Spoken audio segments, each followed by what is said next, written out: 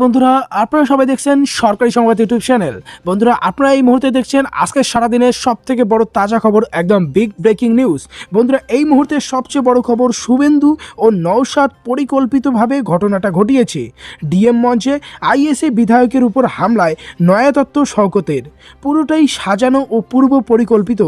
ধর্মতলায় ডিএ আন্দোলন মঞ্চে আইএসএ বিধায়ক নওশাদ সিদ্দিকীর হামলার ঘটনায় এবার মুখ খুললেন তৃণমূল নেতা শওকত মোল্লা। এদিন ভাঙ্গুরের বোদরা এলাকায় ক্যানিংপুরের বিধায়ক তথা ভাঙ্গুর বিধানসভার পর্যবেক্ষক শওকত বলেন, ডিএ মঞ্চের নওশাদের উপর হামলার ঘটনা সম্পূর্ণ পরিকল্পিত এবং সাজানো।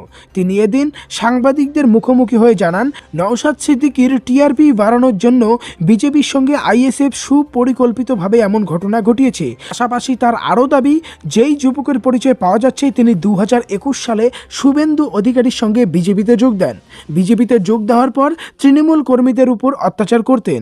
তার নামে 28টি কেস চলেছে। শুভেন্দু ও নওশাদ পরিকল্পিত হয়ে ওই যুবককে দিয়ে এমন ঘটনা ঘটিয়েছে। শনিবার ডিএ অনশন মঞ্চে বক্তৃতা করার সময় আচমকা আইএসএ বিধায়ক সিদ্দিকীর গায়ে হাত তোলার অভিযোগ ওঠে পরিচয় এক যুবকের বিরুদ্ধে। নওশাদ যখন বক্তব্য রাখছিলেন তখন সামনে হাজির হয়ে যান ওই যুবক। একটা কথা বলে কিছুই বুঝে ওঠার আগেই ধাক্কা মারেন তিনি। ধর্ণা মঞ্চে থাকা বাকিরা গিয়ে পরিস্থিতি সামাল দেন। ওই যুবককে আটক করে পুলিশ। ওই যুবকের পরিচয় নিয়ে শুরু হয় ছানবিন। জানা যাচ্ছে যে যুবক নওশাদ সিদ্দিকীকে ধাক্কা দিয়েছেন। তার নাম শেখ আব্দুল সালাম, বাঁকড়া 2 নম্বর গ্রাম পঞ্চায়েতের তৃণমূলের সদস্য, এলাকায় তোতা নামে পরিচিত। দীর্ঘদিন তৃণমূল কর্মী হিসেবে কাজ করতেন।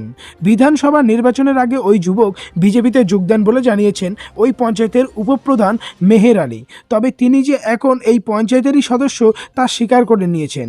সভাপতির এদিনের মন্তব্যে এই বিষয়ে জোরালো হচ্ছে। জেপি নেতা সুনীত দাস বলেন, নওশাদ সিদ্দিকের টিআরপি তো তৃণমূল বাড়িয়েছে। একজন বিধায়ককে বিনা কারণে 42 দিন জেল খাটিয়েছে। শওকত মোল্লাকে তো সিবিআই ডেকেছিল। তাই এখন সব কিছুতে বিজেপিরা ভয় পাচ্ছে।